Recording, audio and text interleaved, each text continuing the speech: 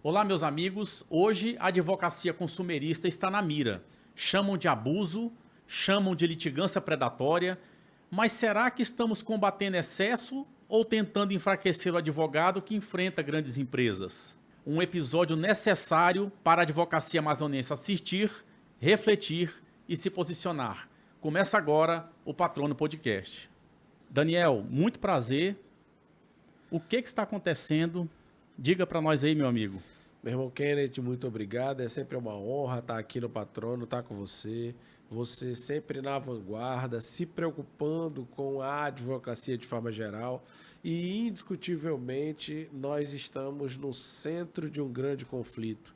E nada é por acaso. Eu acredito muito pouco nessas coisas que acontecem por acaso.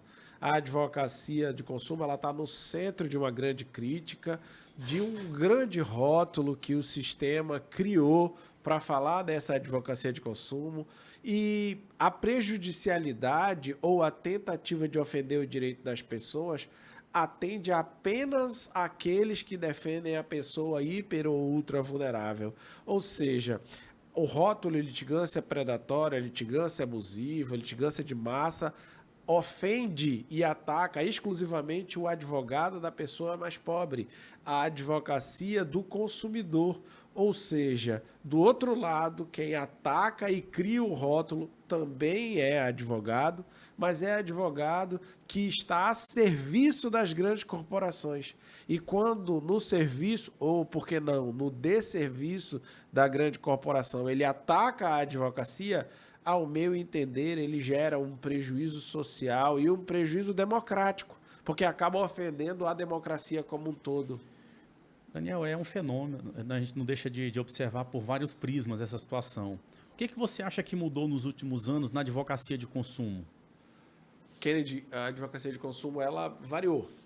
Nós temos uma advocacia de consumo dinâmica e uma advocacia de consumo que, com a abertura das redes sociais e com a possibilidade de que nós pudéssemos trabalhar para as redes sociais, você tem uma captação de advocacia que hoje é em todo o país. Portanto, a gente está aqui em Manaus hoje, mas a gente pode estar trabalhando para o Rio Grande do Sul sem o menor problema. Isso é um advento digital. A advocacia do consumidor ela passou a ter mais informação, porque as redes sociais, os mecanismos de comunicação, de telecomunicação, programas como o seu, trouxeram mais informação para o povo. E o povo passou a ter mais acesso aos advogados que eram apenas bastiões, aquelas criaturas que você só vê na internet. Você só sabe que essas pessoas existem porque elas estão na internet. Mas e o povo tem acesso a essas pessoas? Essa advocacia digital trouxe o acesso para que o constituinte lá possa chegar no Kennedy Tiradentes, que é alguém que ele só vê no Patrono, que ele só vê dentro da internet e que para ele é inacessível. Portanto, é um advogado conhecido, renomado. Como é que eu vou conseguir chegar nessa pessoa? Esse momento digital, o século XXI, trouxe essa oportunidade não apenas para a advocacia de consumo, para a advocacia. Daniel, eu vejo que existe assim, um certo incômodo. A advocacia de consumo está causando incômodo, né? E por que essa advocacia de consumo, que tanto luta pelas pessoas hipossuficientes e vulneráveis, passou a incomodar? Que pergunta. Essa pergunta é difícil, ela é densa e ela é necessária. Eu estaria inclinado a te eufemizar as situações, mas as situações têm ficado tão complexas e o vexame que tem acontecido no ataque da advocacia do consumo é tão grande que eu diria que quando a gente não tem um problema ou a gente não sabe de onde vem o problema, ou melhor que isso, a gente não quer responsabilizar a pessoa certa, a gente cria responsáveis. Hoje, a bola da vez da responsabilidade é a advocacia de consumo. Por quê? Porque o advogado do consumo começou a produzir direitos, exigindo esses direitos na justiça em favor das pessoas que são historicamente humilhadas e ofendidas. Planos de saúde, instituições financeiras, operadoras de telefone, operadoras de internet, cartões de crédito, seguros de viagem, companhias aéreas, todo mundo gera habitualmente violação ao direito do consumidor. Mas nem sempre o consumidor tinha informação e nem sempre tinha oportunidade de chegar a grandes bancas de advocacia. Hoje tem. E aí o que sobra? Dizer que a advocacia de consumo é a produtora da deficiência dos tribunais. O que é mentira, tá? É mentira e quem diz isso é o próprio CNJ. Por quê? Aonde está o grande problema da advocacia de consumo hoje, da advocacia nacional, segundo os painéis do CNJ? na administração pública. Portanto, o Estado, seja ele como sujeito ativo ou sujeito passivo, é o maior demandante e demandado da justiça do país. Mas esse dado é escondido. Portanto, quem abarrota os tribunais são ações contra o Estado ou ações do Estado contra alguém. Esse é um fato. Depois disso, aí depois sim a gente tem uma série de outros problemas, dentre os quais também está a advocacia de consumo. Mas não se pode atribuir exclusivamente aos advogados consumeristas e à advocacia de consumo essa peste, esse rótulo que é negativo. Você acredita que existe um exagero institucional nesse combate? É como eu disse, quando a gente não consegue combater o inimigo certo, a gente cria o inimigo. Klaus Roxin e Gunther Jacobs, lá na teoria do direito penal do inimigo, eles falam mais ou menos isso, numa tradução grotesca aqui para o Brasil. E eu acho que essa aplicação tem sido feita também pelo CNJ e por alguns tribunais. Quando você promove uma verdadeira caça às bruxas, você busca na advocacia a responsabilização, a advocacia de consumo, a responsabilização pelo excedente da quantidade de processos que estão acontecendo no tribunal. Mas veja, é fácil a gente tentar descortinar essa ideia. Por quê? Será que a advocacia de consumo é a grande responsável pelo problema? Ou será que é uma sociedade do capitalismo de consumo que prejudica o povo o tempo inteiro e, portanto, eu tenho uma série de demandas judiciais que carecem ser promovidas porque a gente não tem um respeito mínimo ao direito do consumidor? E o sistema está preparado? Você acha que o sistema está preparado para... Você acha que o sistema está preparado para diferenciar isso? Não está preparado e não faz questão de preparar. Porque, veja, a solução teoricamente seria fácil. Se eu tenho de um lado alguém que está promovendo violência ao direito das pessoas e tem dinheiro, bastaria que quem está promovendo a violência ao direito das pessoas investisse em tecnologia, em melhoria contínua, para que restasse mínimo a violência ao direito do consumidor. Mas eles preferem colocar na ponta do lápis e entender quanto é que eu pago de indenização. Bom, eu vou pagar pouco de indenização, então, no universo de indenizações, pagando pouco, eu prefiro continuar fazendo errado. E nós é que somos responsabilizados, advogados consumeristas, porque nós exigimos o direito dessas pessoas. Portanto, inverte-se a ordem. As pessoas que atendem o direito da sociedade passam a ser os vilões. Porque quem está do outro lado da banca são as grandes bancas advocatícias patrocinadas pelas empresas e que criam as normas e, portanto, criam os rótulos e bancam esses rótulos desde os altos índices de poder do país até os tribunais locais em todos os lugares do Brasil. Tá? A gente não vive isso só aqui. Em todos os lugares. Eu sei que não é demais perguntar isso, né? Mas você acha que o advogado consumerista virou alvo? Há bastante tempo. A advocacia de consumo está em xeque, ela tem sofrido ataques constantes e nós somos a bola da vez. Nesse momento, a intenção clara nos discursos é reduzir o direito da advocacia de consumo, porque a advocacia de consumo gerou, de alguma sorte, um desconforto naqueles que bancam a sociedade. O diálogo é sempre entre nós e os que bancam o sistema. E no meio do caminho, eles utilizam o discurso a partir do Poder Judiciário. A impressão que eu tenho é de que esse termo, litigância predatória, virou um discurso para conter, para rotular, de contenção. Você acha que esse termo está sendo usado de forma correta? Absolutamente. Eu defendo, em minha tese doutoral, que vira livro esse ano, que talvez o caminho da litigância predatória tenha esquecido da chamada litigância predatória reversa, que é a quantidade excessiva de petições genéricas feitas nas defesas dos bancos e de todas as instituições que eu já falei. Porque, assim, Kennedy, desculpa, um abraço para o Ronaldo. Kennedy, é complicado quando a gente vai discutir o tema, porque eles dizem que quando a gente propõe muitas petições, a gente está sendo predador, portanto, há uma litigância predatória, porque a gente está dando Ctrl+C e Ctrl+V em uma série de ações que são ações de massa. Mas eles não falam absolutamente nada quando as instituições respondem com contestações, com manifestações recursais, que são absolutamente iguais, Ctrl+C e Ctrl+V. Portanto, é um ataque predatório, mas de um lado só. E uma defesa. Agora, vamos lá. Se eu moro numa rua e sofro um apagão, O fato não é o mesmo para todo mundo? Para todo mundo. Pois é. E a gente precisa considerar que a narrativa dos fatos é semelhante, a gente vai trocar os personagens para dizer quem é essa pessoa, a dona fulana, o seu Beltrano, mas o argumento principal é todo mundo sofreu dano. E se todo mundo sofreu dano, o direito é similar para todos. E outra questão, a sentença também pode ser Ctrl-C, Ctrl-V, né? Já que o fato é único, né?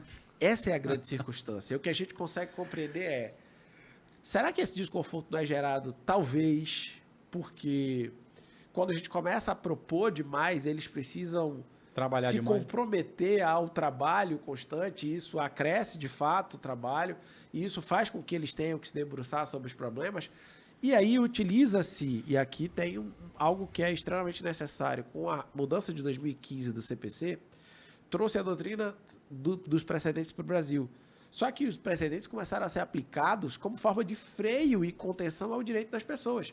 Portanto, toda vez que é julgado o precedente, suspende-se processos por anos. Nós temos processos suspensos por anos e ninguém fala absolutamente nada. E, enquanto isso, apresenta-se uma justiça em números, meu amigo. Uma justiça em números não é justiça. Por quê? Seja para apresentar selo esse ou selo aquele, não há qualquer pretexto para segurar o direito das pessoas dessa sorte. Então, quando nós seguramos o direito dessas pessoas, nós freamos um direito que é constitucional, que é o direito de ação. E o Poder Judiciário tem que apreciar esse direito de ação, indiscutivelmente. Daniel, existe risco, você acha que no seu entendimento existe risco de criminalização da advocacia? E esse abuso, quais os sinais que demonstram que esse abuso é real? Vamos lá. Quanto à criminalização, com certeza, Kennedy. Em alguns lugares do interior, tem alguns colegas advogados que têm milhares de processos suspensos. E eles são suspensos assim. O simples fato dele protocolar a ação já vai para uma caixa de suspensão imediata. Com que argumento? Argumento da tal litigância predatória. Ou por orientação de que aquele colega advogado tem praticado muitas ações judiciais na justiça. Veja, isso é uma violação de prerrogativa. Afinal de contas, onde está escrito no CPC, na Lei 9.099 ou na Constituição ou em qualquer outro ordenamento jurídico que isso é possível? Porque na prática a gente está tentando legislar. Na prática, quando você faz essas suspensões sem qualquer razão de existir, você está criando um novo CPC.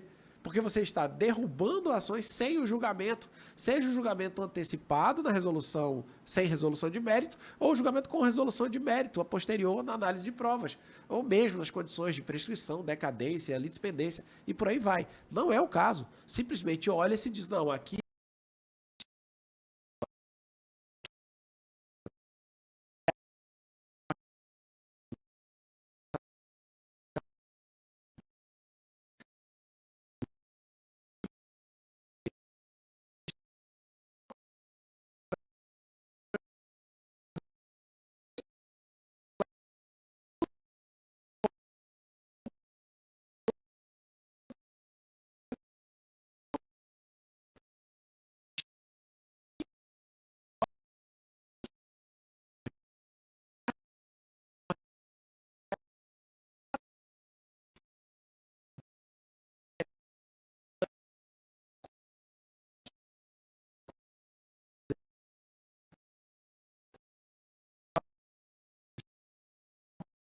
um balaio. Dá um exemplo para você.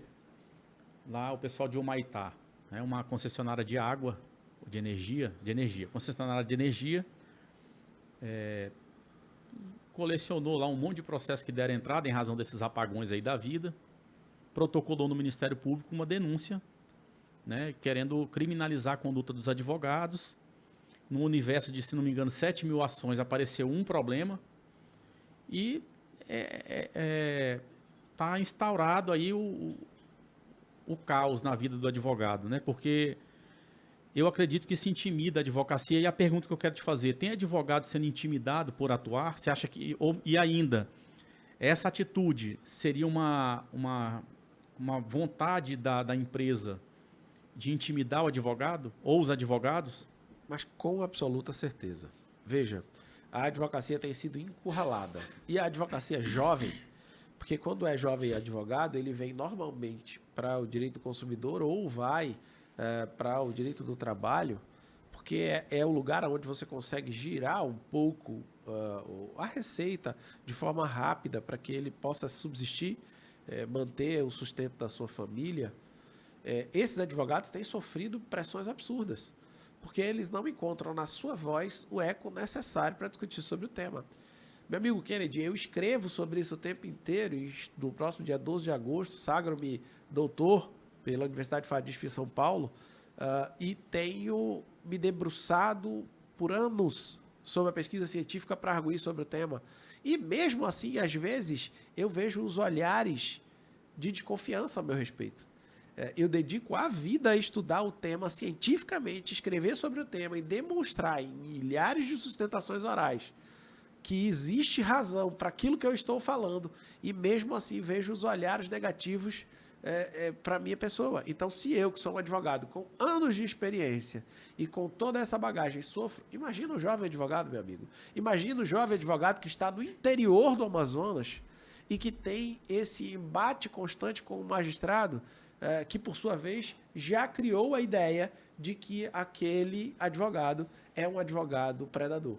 O poder intimida, né? O Estado, né? O Leviatã, a presença de uma autoridade ali falando com o advogado, intimida.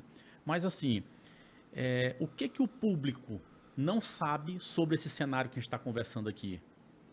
Eu acho que o público não sabe de muita coisa.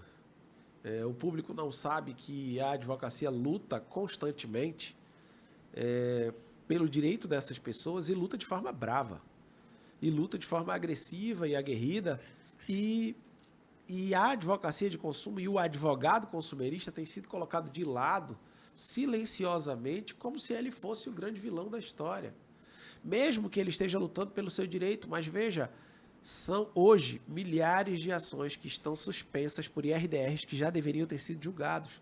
Porque a legislação determina que o julgamento desses IRDRs, eles devem perdurar por 1 ano ou, se tiver justo motivo, por renovável por igual período.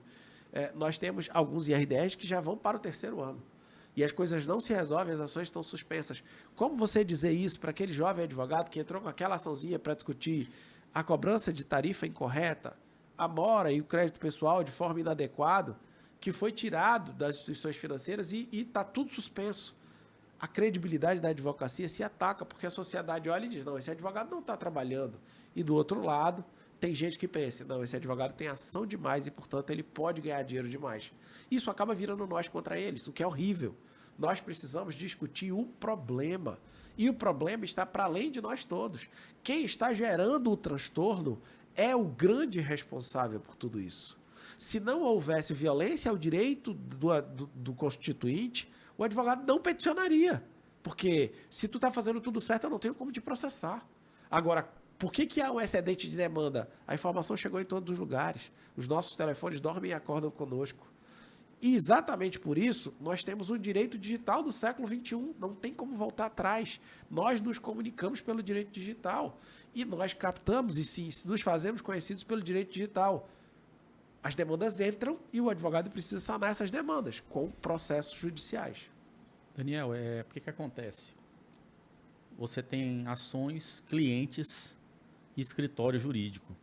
Como que esse ambiente da litigância predatória, que ataca a advocacia de consumo, influencia de forma negativa no seu escritório? Melhor dizendo, qual é a dor? O cliente chega lá e fala, doutor, esse processo aí meu está parado esse tempo todo, o fulano aqui já tem um processo que já recebeu e o meu não recebeu. Você nota uma certa desconfiança por conta desse tempo? É uma dor? Pode-se dizer que isso é uma dor? Você sabe que é muito comum, assim como a tecnologia na sociedade de informação, hoje da pós-modernidade, todo mundo tem acesso à informação, ele vai consultar e consulta às vezes até no Juiz Brasil. E aí quando ele consulta no Juiz Brasil, ele vê aquele processo parado, sem movimentação. E aí ele chega em um comentário, em uma mesa de bar, em qualquer outro lugar, ou manda uma mensagem para o teu escritório dizendo, meu advogado não está fazendo nada. E as mensagens vêm, às vezes, bem agressivas. Porque ele te cobra como se você fosse o único responsável pelo processo não andar na justiça, e o processo não anda na justiça, seja pelo excedente, e aí, óbvio, a gente precisa reconhecer, o Poder Judiciário está realmente assoberbado, o Poder Judiciário realmente está cheio de processos, mas que fique claro, os processos não são necessariamente da advocacia de consumo. Como eu disse no começo desse podcast, o grande responsável pelo assoberbamento de ações judiciais é o Estado, e o Estado, em suas 3 esferas, os 3 entes federativos. Eles são os grandes responsáveis pelas litigâncias. E aí você coloca aí todas as empresas públicas, sociedade de economia mista, todos os vínculos, fundações e etc., demandando e sendo demandados ao mesmo tempo. Eles geram a grande trava do Estado. E, óbvio, em uma sociedade de consumo, os processos de consumo. Mas, quando você não tem o julgamento e você tem essa celeuma do rótulo da litigância predatória, isso é negativo para todo mundo. Daniel, existe o mecanismo do bastidor, né? Tudo funciona com bastidor. A gente está conversando aqui, mas teve uma conversa que eu tive com você que não foi gravada, nós conversamos antes, teve a questão dos horários, de bater, né? Seguimos horários que não podemos gravar, enfim, tem o bastidor.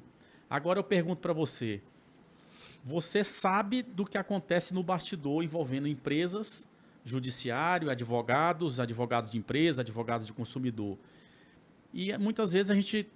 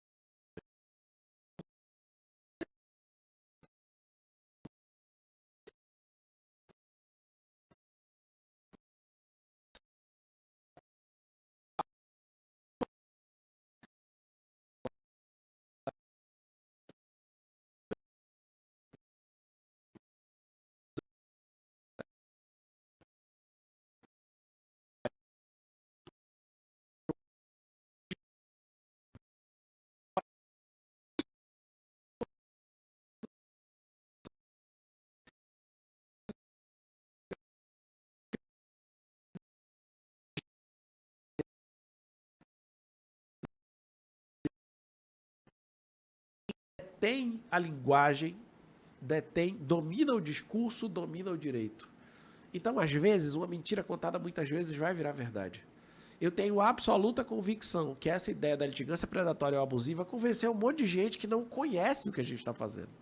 Que não inclusive sabe, o judiciário, né? inclusive o Poder Judiciário, que não sabe, não acredita no que a gente está fazendo. E aí tem certas decisões que você olha para elas e diz, meu Deus, mas como pode? Mas como se esqueceu completamente do direito, se afastou do direito, porque aquilo que se vem arguindo tem todo o sentido. Portanto, quer consertar, não condene antecipadamente aquele que tem direito. Porque para o Poder Judiciário, eu sempre falo isso em todas as sustentações, é só mais um dia, é só mais um número, é só mais um processo. Mas para o dono daquele direito pode ser a diferença entre comer ou não comer, entre comprar ou não comprar um remédio. E somos nós, os advogados, que defendemos o direito dessas pessoas. E devemos defender de forma veemente. Por mais que eles não queiram nos ouvir, eles precisam ouvir. Porque nós estamos acudindo como pretensos bastiões do direito. Não existe justiça sem a advocacia. Nós precisamos defender esse direito e precisamos ter a coragem de dizer, inclusive no Poder Judiciário, aquilo que eles não querem ouvir. Daniel, eu imagino um colega advogado lá de Humaitá, voltando ao assunto de Humaitá. Esse colega se formou, estudou tráfego pago, fez curso lá com o Marcelo Seife, né? O papa que ele ensina a gerenciar tráfego pago, e a escala, amplia, sai da operação, vai lá, deixa o pessoal na linha de frente, enfim. O cara fez tudo isso. Virou uma máquina de captar. O cara estudou 5 anos, o jovem advogado, e aí ele encontra um mar de oportunidade, porque estudou, se preparou, está no nicho. E aí vem a segunda etapa, que é o que esses advogados estão passando, nossos colegas lá de Humaitá. A pergunta que eu te faço é a seguinte, isso não deixa de enfraquecer o advogado, né? O advogado ele fica contraído, ele fica reprimido. Por exemplo, eu imagino que hoje deve ter um jovem advogado lá, no meio dessa galera lá que está nadando nas ações, tudo de forma lícita, captação legal. Lógico. E que hoje ele tem o nome dele lá num processo que está, num procedimento, ainda não é processo, que está no Ministério Público, que pode enquadrar ele como o que for. Vamos procurar lá cabelo em ovo. Lógico. É que nem aquele camarada lá que ele quer separar da mulher dele. Ele vai arrumar, rapaz, lá tal dia tu me bateu e tal dia tu puxou minha orelha. Se quiser procurar, ele vai achar um problema. Aí eu pergunto, essa pessoa que passou 5 anos estudando, essa pessoa que estudou tráfego pago, essa pessoa que virou um captador de forma lícita e de acordo com o nosso provimento, enfim, eu imagino que ela fica meio comprimida, retraída, e isso enfraquece a advocacia de consumo e, por via de consequência, o jurisdicionado. Quem perde com isso? Assim, é simples, Kennedy. Julgue contra, mas julgue. Faz parte do jogo. Julgue contra, mas julgue. Só que o julgamento não pressupõe uma escolha. A omissão é uma desgraça, Eu não né? posso, enquanto juiz, fazer um unidunité salame minguê, porque o juiz ele é condicionado a um ato decisório.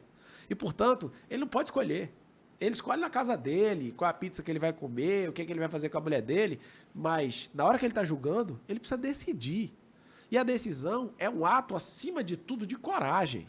A decisão é um ato de coragem, de decência e de urbanidade, em que ele precisa analisar os fatos que são narrados, analisar todas as provas consoantes aos autos e, a partir de então, e com base no direito, ele tomar uma decisão e, portanto, não é uma escolha. Por isso que eu tenho a sentença, o dispositivo, o relatório fundamentado como características do processo de sentença. E o que tem faltado, de forma geral, aos julgadores, e com máximas vênias, e com todo respeito àqueles que curto muito, é a falta de olhar humano. E eu não quero um olhar humano para que você faça aquilo que é contra a lei, muito pelo contrário. Mas para que você tenha a sensibilidade daquilo que é posto nos autos, seja a partir do juspositivismo ou do jusnaturalismo, você consiga encontrar uma saída a priori que acoberte o ser humano por trás do problema. Porque nós não somos números. As pessoas não são números.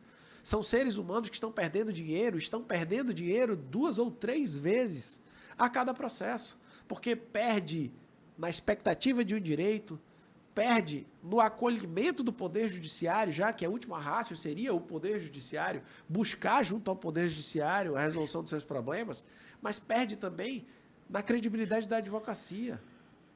Daniel, ainda sobre essa questão da advocacia predatória, uma pergunta que eu queria fazer para você. A gente sabe que o advogado ele corre atrás de lucro, corre atrás de colocar comida na mesa, né? Ele também não está fazendo ali favor. Por mais que ele receba depois, ele está trabalhando em cima de um número que ele pode vir receber. E, por outro lado, existe a questão do dano moral, que não deixa de ser uma cifra que o advogado está de olho ali, porque, às vezes, a ação ela tem um valor que foi descontado, que é R$100, R$200, né? Mas que, num caráter pedagógico e para desestimular, você entra com a ação, a parte entra com a ação e o judiciário vai mais ou menos nesse sentido, né? No sentido de condenar ou não. E quando condena, a gente sabe que é negação, né? Não estou aqui criticando, eu sei que a gente tem que recorrer das decisões, mas tivemos colegas advogados que teve R$100 de dano moral. Decisões desse sentido aí que tem que recorrer. Você acha que esse valor, eles falam assim, porque se a gente fizer isso, o valor da condenação, as empresas vão ficar muito oneradas por conta, mas... Com certeza, com certeza. Eu acho que se é para dar R$100 de dano moral, é melhor não dar o dano moral. Simplesmente não reconhecer a existência do dano moral e não aplicar a regra. Não, mas tirou R$5 e eu vou dar o dano moral de X. O dano moral é uma construção. E aqui eu peço máximas vênias, porque eu não estou para lecionar, mas eu vivo disso. E, portanto, leciono o tempo inteiro. Quando a gente discute a existência ou não do dano imaterial, nós precisamos identificar se houve ou não houve violação de direito de personalidade. Quem diz isso não sou eu, quem diz isso é a jurisprudência massífica do Poder Judiciário, e o STJ vem com esse comando normativo em precedente, em súmula e jurisprudência. Se tem violação ao direito de personalidade, não cabe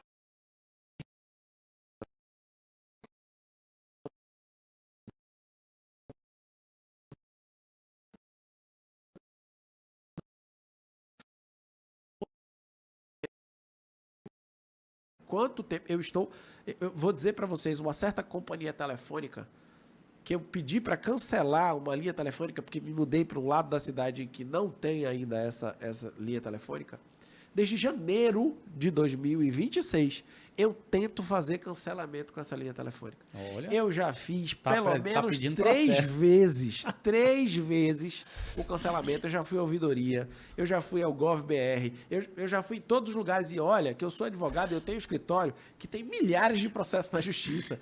E mesmo assim, eu estou tentando, porque é um caso pessoal, eu estou tentando resolver pacificamente. Mas a empresa simplesmente não resolve o problema. E um passa para o outro, que passa para o outro, que passa para o outro.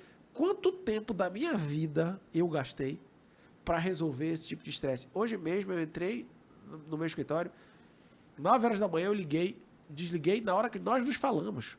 Quase meio-dia. Desliguei na hora que nós nos falamos porque a ouvidoria estava dizendo, não, mas eu não estou entendendo o que está acontecendo. Minha senhora, se a senhora não está entendendo agora, imagina eu. Então, esse é o tipo de tratamento que a sociedade recebe. E como dizem, e aqui eu tenho que fazer uma missa de corpo presente para os desembargadores das câmaras cíveis, em geral, do Tribunal de Justiça do Estado do Amazonas, que têm sido muito sensíveis quando a gente traz algumas pautas. E têm sido muito humanos, por vezes. Em uma das minhas sustentações, alguns desembargadores disseram, se acontece comigo, que sou desembargador, esse engano de instituição financeira, como é que não vai acontecer com o seu Zé, com a dona Maria? É exatamente isso. Na prática, até nós somos vítimas dessas instituições, porque todos estamos em sociedade. Mas por que quando o discurso é para acudir o seu Zé e a dona Maria, peixeiro, na beira do barranco, do interior lá de Humaitá, a decisão é de R$100? E quando é para acudir o empresário da sociedade amazonense, é o teto do máximo de salários mínimos. A gente precisa tratar as coisas como elas realmente Olha são. só para a capacidade econômica, né? Só para a gente... Um dos requisitos, não olha como um todo, né? O direito acaba sendo o direito da seleção. E aí você não vale quem você é. Você vale o que você tem. E isso acaba sendo, por via eleita inadequada, a resposta para a litigância predatória. Por que atacam só os advogados dos consumidores e não atacam os advogados das empresas? Porque eu nunca vi ninguém mandando nenhum advogado que representa as grandes bancas de bancos, companhias aéreas, etc., que reproduzem ações e mais ações, Ctrl-C e Ctrl-V, que são réplicas, essas ações, indo para a Numoped ou encaminhados para o Tribunal de Ética da OAB ou mandados para investigar no Ministério Público. Portanto, é só uma advocacia do lado de cá que está cometendo esses erros. A mesma advocacia do lado de lá não comete erros. Isso acaba depondo contra a seriedade da coisa. A defesa genérica pode, né? A defesa genérica pode. E às vezes, genérica é ilusória, porque você mistura alhos com bugalhos. Você está falando de seu Zé e ele vem com João III. Daniel, você é um advogado combatente, um advogado que está na área do consumidor, né? Além de procurador de uma grande associação, que depois a gente vai falar sobre isso. Mas tudo isso que nós conversamos aqui, rótulo de advogado predator, risco de ação judicial, risco de tribunal de ética, em algum momento isso já desestimulou o Daniel no sentido de dizer assim, não vou entrar não, isso aqui... Se todas as vezes já tiver uma decisão prévia que sirva para tudo, eu não preciso mais do julgador. A ideia é que a gente possa debater de forma ampla e plena e que se possa ouvir as razões pelas quais aquela dor tem sido colocada. E óbvio, todos juntos devemos afastar o advogado que pratica a advocacia ruim. Mas a advocacia ruim não é a advocacia do povo. E quando o advogado é enfraquecido, quem que perde? Isso afeta a justiça? Afeta todo mundo. Porque imagina, o direito é diálogo. Como eu disse que a filosofia do século XXI é a filosofia da linguagem, o direito é diálogo. E a retórica e a dialética sugerem que você debata. Quando os debates são encerrados porque alguém que é mais forte, voltamos à tua ideia do Leviatã, o mais forte quer derrubar o mais fraco na marra, perdemos todos. Porque nós perdemos o senso de justiça. Nós precisamos discutir. Certos ou errados precisamos ser vencidos dentro dos autos processuais. E não com convicções prévias ou com achismos ou regras de autoridade. É importante que a gente discuta. O diálogo faz crescer.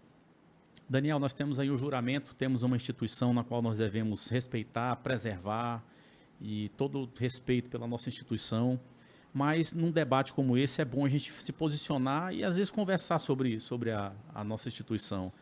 Na sua opinião, você acha que a Ordem dos Advogados do Brasil tem reagido como deveria no que diz respeito à advocacia predatória, esse rótulo, a essa demanda? Kennedy, eu estou um tanto quanto longe um pouco das decisões centrais da Ordem, até porque assumi a minha toga e fui à tribuna. Eu te confesso que eu não estou no centro das decisões e não consigo compreender como elas estão se posicionando. Nós temos um presidente nacional que é um amazonense, que tem méritos para fazer o que faz, e que tem tentado à medida do possível. Só que a gente sabe também que a Ordem ela não tem um poder além do poder político. A Ordem acaba sendo uma instituição necessária e fundamental para as boas causas da advocacia, mas que tem certas restrições, e essas restrições são também a pressão que a Ordem deve sofrer frente a essa guerra de narrativas.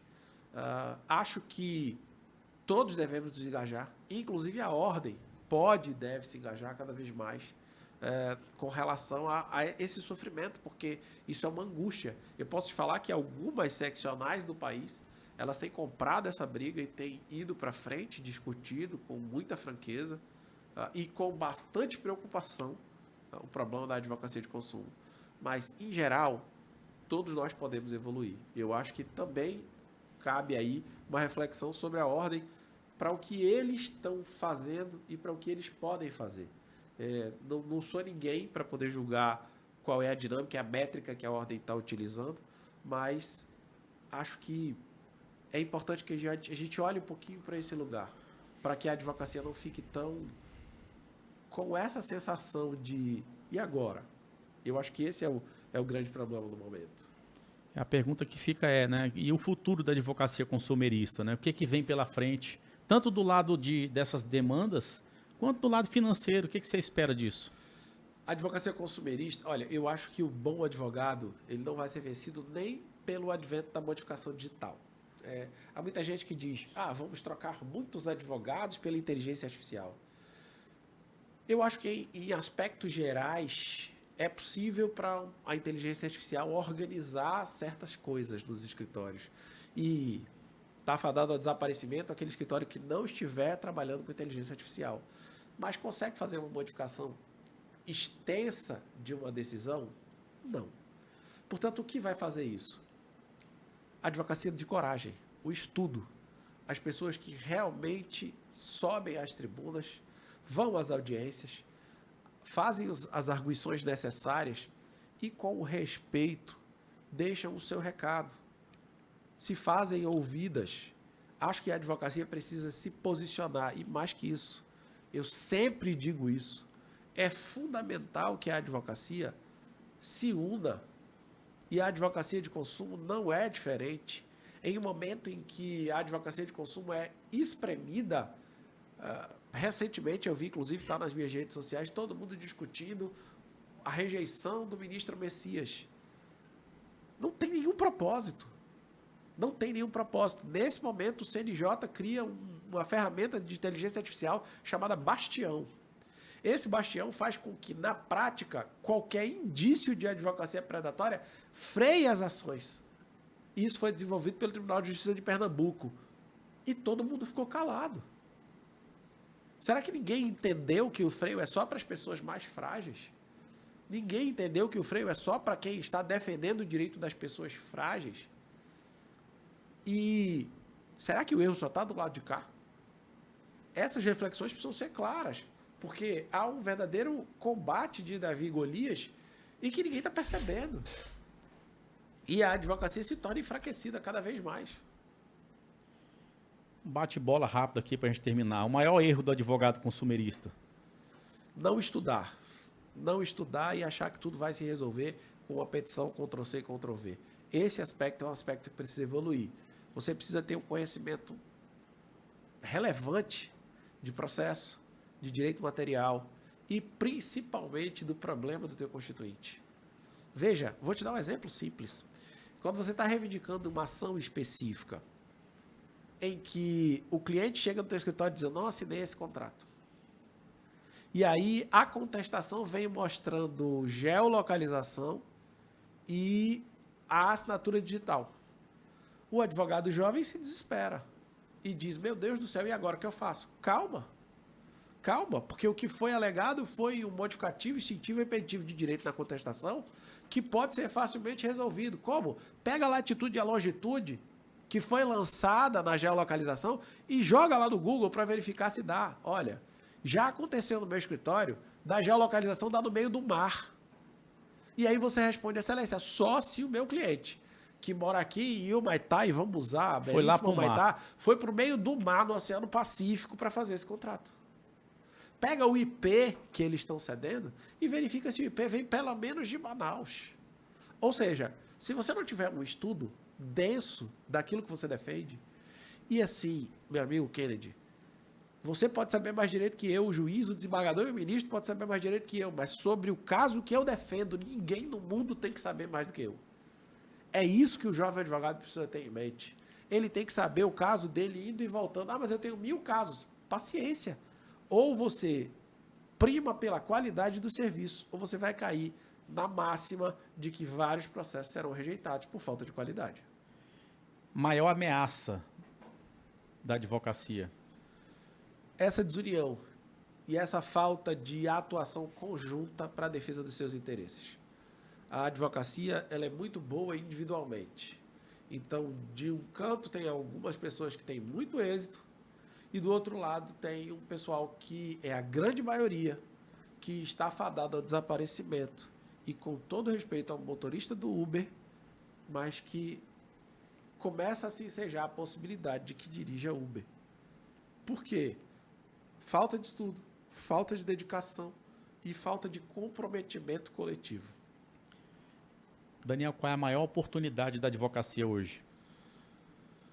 A oportunidade da advocacia é e sempre será o estudo aprofundado no nicho de mercado que você se dedica. Você precisa compreender um pouco de tudo, conhecer direito de forma densa, mas se antenar para um nicho de mercado. Há alguma coisa que você faz que você é excepcional. É nesse nicho que você precisa trabalhar. E você precisa ser o melhor do mundo nesse aspecto. Tem que ser realmente muito competente. Porque nós temos 1.300.000 advogados desse país. E 4 milhões de bacharéis tentando ser advogados. Isso já é o suficiente para deixar qualquer um ressabiado. Portanto, a advocacia precisa estar em constante aprimoramento. E mais que isso, a advocacia precisa se unir, uma coisa que você falou. E quando alguém está falando que o processo de fulano deu certo, é comum que venham processos de outros colegas para os nossos escritórios. A primeira coisa que você precisa dizer é, você tem advogado, consulte o seu advogado. E não ficar tentando falar mal dos colegas advogados, porque a advocacia desunida, ela enfraquece. A advocacia só é forte quando ela está unida. Uma verdade que ninguém fala sobre essa advocacia, sobre a advocacia de consumo.